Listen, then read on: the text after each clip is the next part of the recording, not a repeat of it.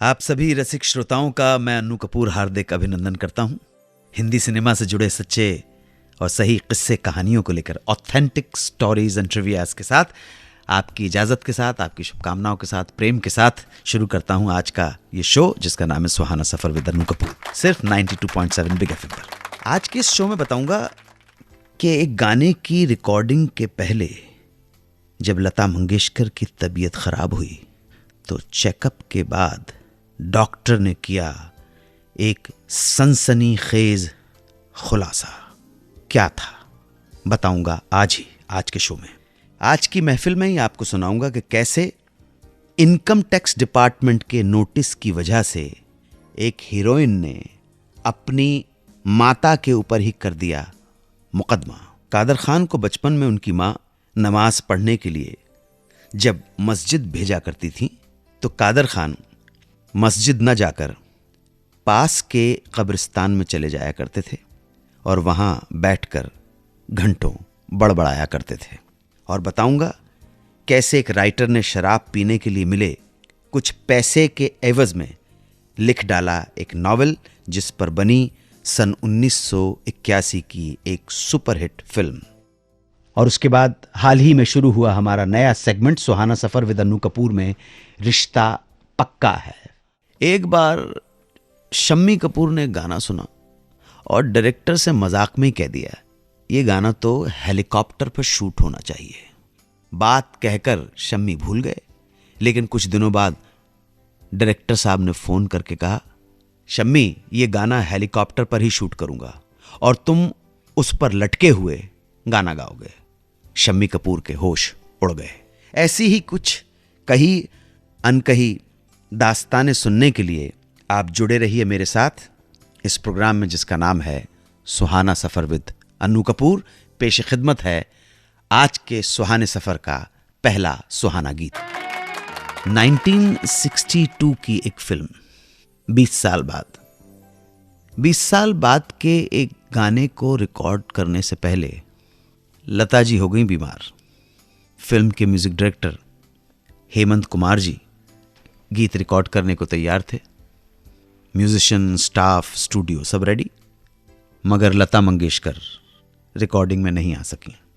दरअसल हुआ यूं कि एक दिन जब लता मंगेशकर सुबह सोकर उठी तो उन्हें लगा कि तबीयत कुछ गड़बड़ है। पेट अपसेट था, लगा थोड़ा आराम करने पे शायद तबीयत बेटर हो जाए, मगर जैसे जैसे दिन चढ़ा वैसे वैसे हालत तबीयत बिगड़ने लगी। अचानक वॉमिट शुरू हो गई, ग्रीन स्टफ निकलना शुरू हो गया। She started throwing up. Doctor बुलाया गया, बहुत कमजोरी आ गई थी, बिस्तर पकड़ के बैठ गई, लेट गई।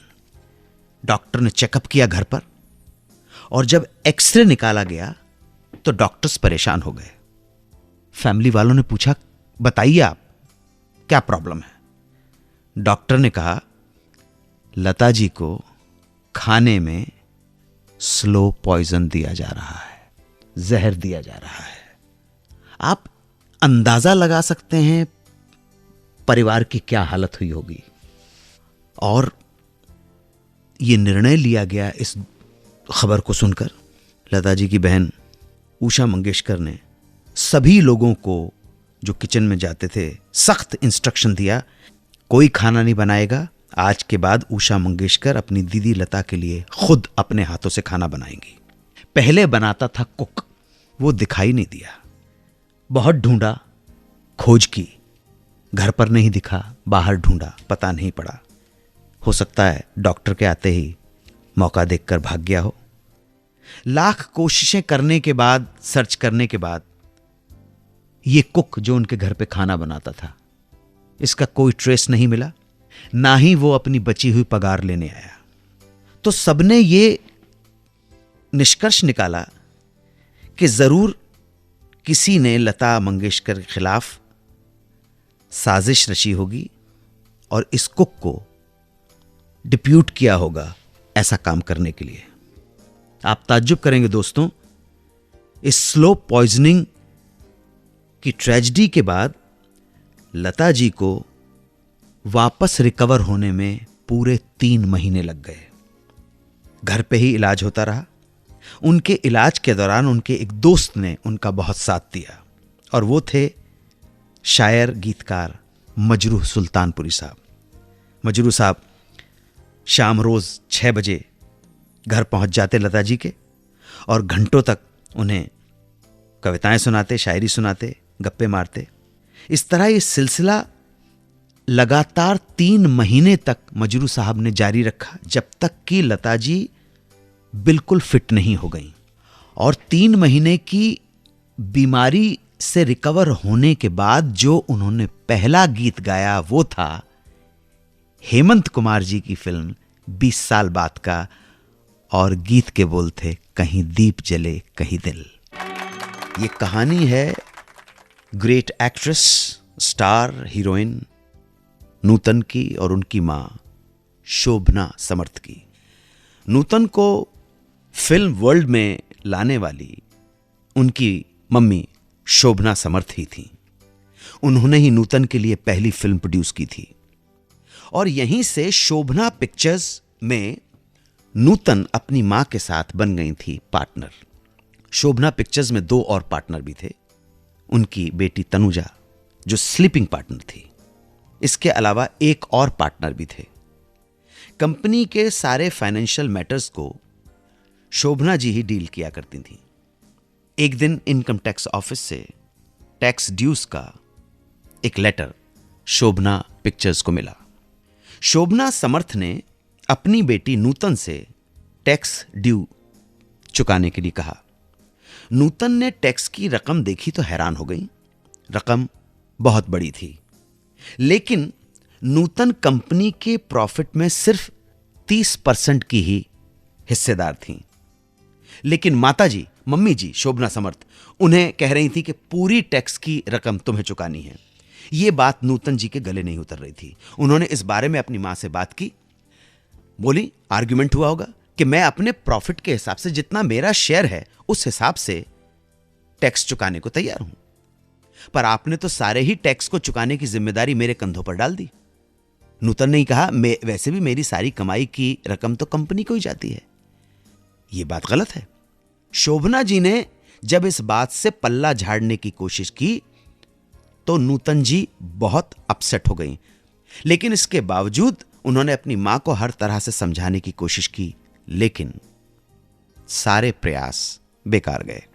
स्टिल नूतन जी ने एक बार और फिर चाहा और कहा, अगर आप कहें तो हम कोई प्रॉपर्टी बेचकर ये टैक्स ड्यूस क्लियर कर देते हैं।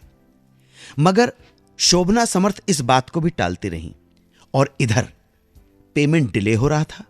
इनकम टैक्स से नोटिस पे नोटिस चले आ रहे थे। आखिर में शोभना ने कोई भी प्रॉपर्टी बेचने के लिए नूतन को साफ मना कर दिया। नूतन जी हार गईं मां को समझाने में और फाइनली उन्हें रियलाइज हुआ कि उनकी मां को इस वक्त रिश्ते से ज्यादा पैसा और प्रॉपर्टी दिख रहे हैं। तब उन्होंने अपनी मां से कहा, आज के बाद मेरे और आपके रास्ते अलग हैं। आज के बाद मेरे सारे फाइनेंशियल मैटर्स मैं खुद ही डील करूंगी। इस फैसले के बाद शोभना समर्थ ने नूतन का साथ छोड़ दिया, नूतन का घर छोड़ दिया। और हद तो तब हो गई जब शोभना समर्थ ने नूतन की एक प्रॉपर्टी पर खुद के लिए बंगला बनवाना शुरू कर दिया, जिसके लिए नूतन से अप्रूवल लेना तो दूर, नूतन को बताना भी उन्होंने जरूरी नहीं समझा। पानी हद से गुजर चुका था और नूतन को सिर्फ एक ही रास्ता दिखाई दे रहा था, कानून का रास्ता, न्यायालय का दरवाजा। मगर ये जानती थी वो कि अगर उन्होंने ऐसा कोई कदम उठाया तो ये खबर जंगल की आग की तरह फैल जाएगी। मगर जब सारे रास्ते बंद हो गए तो फाइनली नूतन जी ने अपनी मम्मी, अपनी मां शोभना समर्थ पर कोर्ट में केस दर्ज कर दिया। अखबारों में इस बात को नमक मिर्च लगाकर छापा गया और चारों तरफ इंडस्ट्री में यह चर्चा का विषय बन गया था। केस चला और अंत में नूतन जी ने अपने पति के साथ मिलकर अपने ऊपर आए टैक्स की लायबिलिटी चुकाकर राहत की सांस ली। मगर माँ बेटी के संबंधों में राहत के कोई आसार नहीं दिख रहे थे और दोनों बरसों तक एक दूसरे से अलग ही रहीं, संबंध खत्म कर लिए। वो कहते हैं ना भाई, जर जोरू जमीन, बस यही तीन हैं जो अपने को अपनों से अलग कर देते हैं। और यही हुआ नूतन और उनकी मां शोभना समर्थ के साथ। बहुत गरीब परिवार में जन्मे कादर खान को जब उनकी अम्मा वालदा नमाज अदा करने के लिए मस्जिद भेजा करती थी, तो कादर खान साहब वहाँ ना जाकर नज़दीक के कब्रिस्तान में चले जाया करते थे। वहाँ जाकर बैठते, जो कुछ भी मन में आता अपने आप से बोलते रहते, और ये सिलसिला चलता रहता तकरीबन 1.5 घंटे तक। उसके बाद घर लौटाना।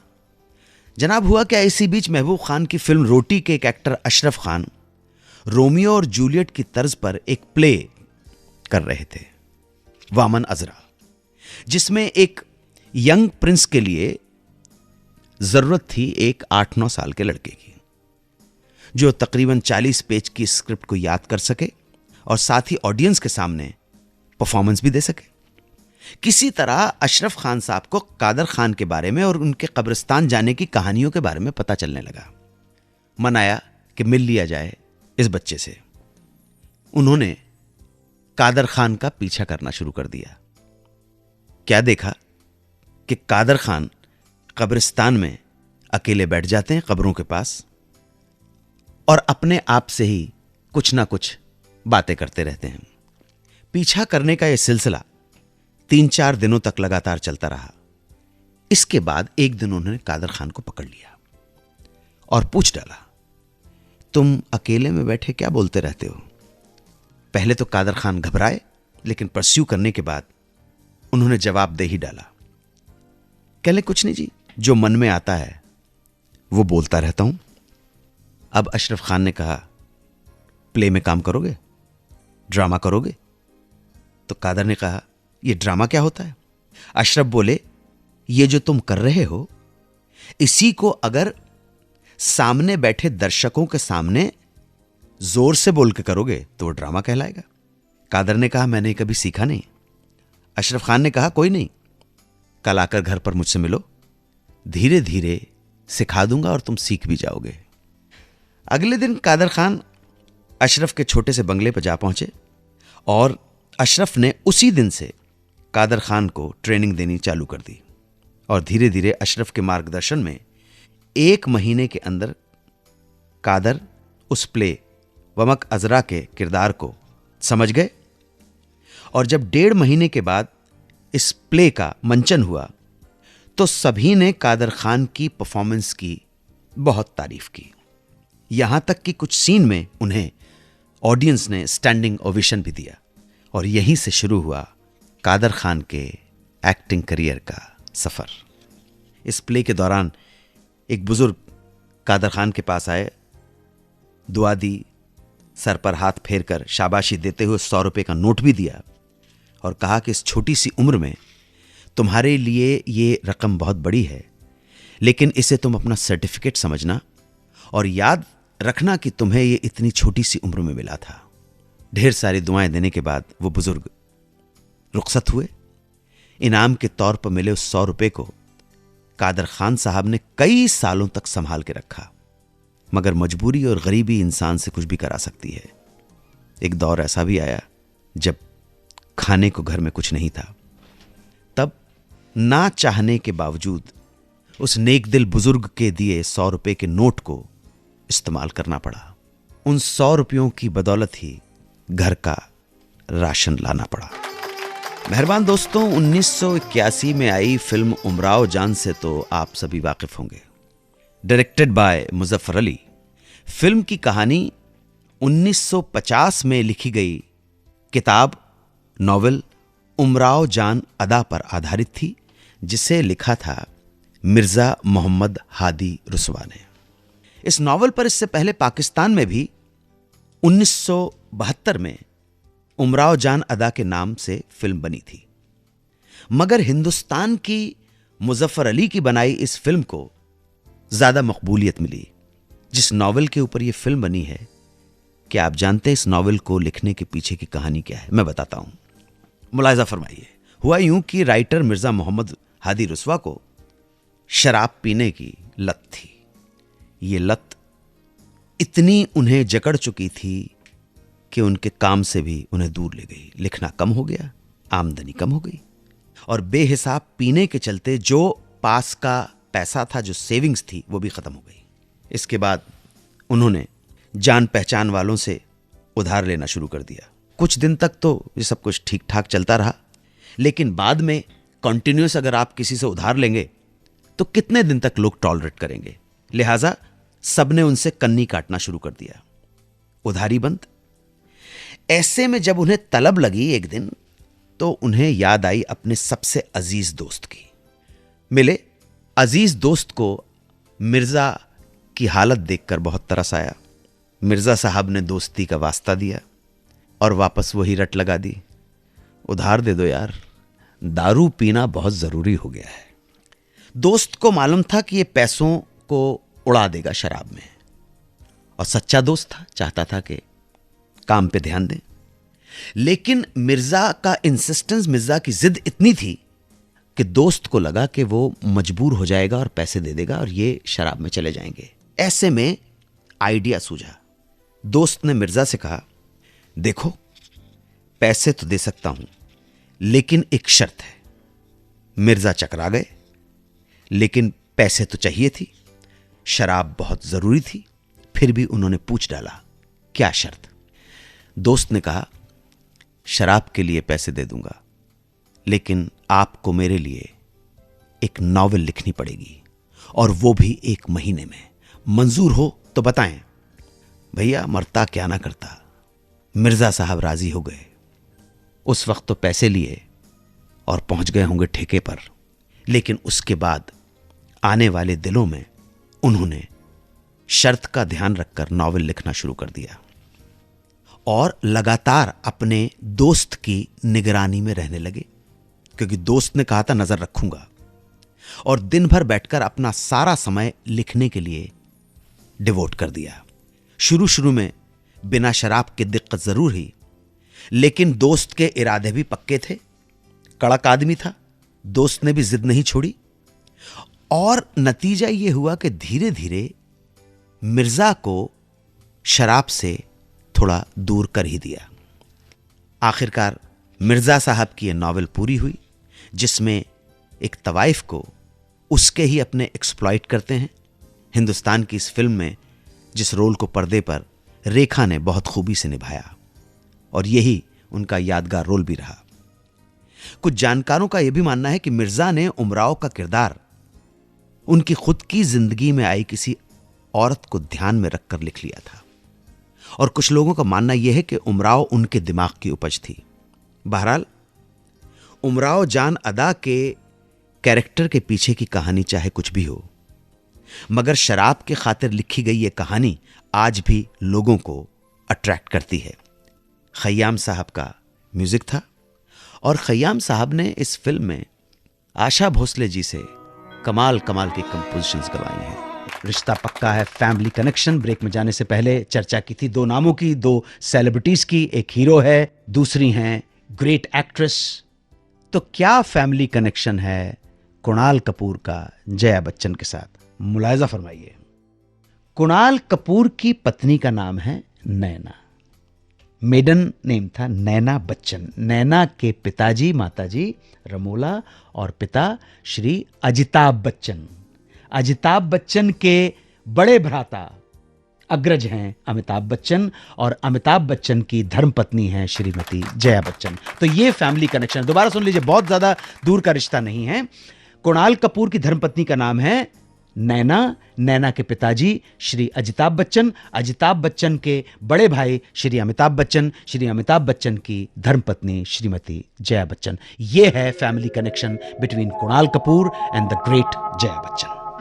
तो मेहरबान दोस्तों, अब बात करते हैं 1967 की एवरग्रीन सुपरहिट फिल्म जिसका नाम an evening in Paris, produced and directed by Dada Shakti Samanta, starring Shammi Kapoor and Sharmila Tagore. Music by great Shankar Jaikishan. इस फिल्म का एक गाना याद कीजिए, आसमान से आया फरिश्ता। सेक्सी शर्मिला टैगोर बिकनी में चली जा रही हैं पानी पर, और ऊपर से आसमान में हेलीकॉप्टर पे लटके हुए शम्मी कपूर ये गाना गाकर उन्हें छेड़ रहे हैं। जब इस गाने को शम्मी ने सुना तो उन्होंने शक्ति सामंत से मजाक में यूं ही कह दिया, क्यों ना गाने को ऐसे शूट करें कि हीरो आसमान से हेलीकॉप्टर में एंट्री ले रहा है, इससे गाने के बोल भी जस्टिफाई हो जाएंगे। उस समय तो ये बात मजाक में आई गई हो गई और खत्म हो गई। पर जनाब इत्तेफाक देखिए कि कुछ दिनों के बाद शम्मी कपूर को फोन किया शक्तिदा ने, कहा कि शम्मी मुझे तुम्हारा आइडिया पसंद आया, ये गाना यार हेलीकॉप्टर पर शूट करेंगे, और तुम हेलीकॉप्टर के ऊपर लटके हुए हो गए। ये बात सुनकर शम्मी जी के होश लटक गए, घबरा गए। उन्होंने कहा यार शक्ति, मैं तो ऐसे ही मजाक कर रहा था, मेरे बस की नहीं कि मैं ऐसे लटकना, यार क्या कर रहे हो। शक्ति सामंत अड़ गए। उन्होंने कहा मुझे नहीं पता, मुझे तो तुम्हारी बात बिल्कुल सही लगी कि गाना तभी जस्टिफाई होगा जब हीरो आसमान से हेलीकॉप्टर पर लटक कर आएगा। सब चीज का अरेंजमेंट हो गया, अब तुम अपने आप को तैयार कर लो। अब शम्मी जी टेंशन में आ गए कि यार ये आ बैल मुझे मार वाली मुसीबत कहां से आ गई। रातों की नींद उड़ गई। जिस दिन इस गाने की शूटिंग रखी गई थी उससे पहली वाली रात वो टेंशन और स्ट्रेस के मारे सो भी नहीं पाए। हिम्मत देने के लिए ब्रांडी के 2 ग्लास भी गटक डाले। नेक्स्ट मॉर्निंग बड़ी मुश्किल से डरते हुए शॉट देने के लिए तैयार हो रहे थे कि एक दूसरी प्रॉब्लम सामने आ गई। वो ये कि ऊपर हेलीकॉप्टर पर लटके होने के कारण हेलीकॉप्टर की आवाज की वजह से नीचे रखे स्पीकर पर उन्हें गाने के बोल सुनाई नहीं पड़ रहे थे, जिससे उन्हें लिपसिंक करने में दिक्कत हो रही थी। शॉट रोका गया और सब आइडिया लगाने लगे कि इस प्रॉब्लम को कैसे सॉल्व किया जाए। आइडिया आ गया, फिल्म वालों को आइडिया आ जाते हैं। उन्होंने शम्मी कपूर से कहा कि तुम हेलीकॉप्टर से मेरी तरफ देखना और मैं नीचे बैठे बैठे बोट में गाने को मैं गाऊंगा, तुम मेरे लिपसिंक के हिसाब से अपने होंठ सिंक करना। यह आइडिया जनाब काम कर गया और इस तरह इस गाने को शूट किया गया। आज के लिए इतना ही, मुझे इजाजत दीजिए। फिर मुलाकात होगी, फिर होंगी कहानियां और नगमे, संगीत। चलता हूं, नमस्कार, जय हिंद, वंदे मातरम।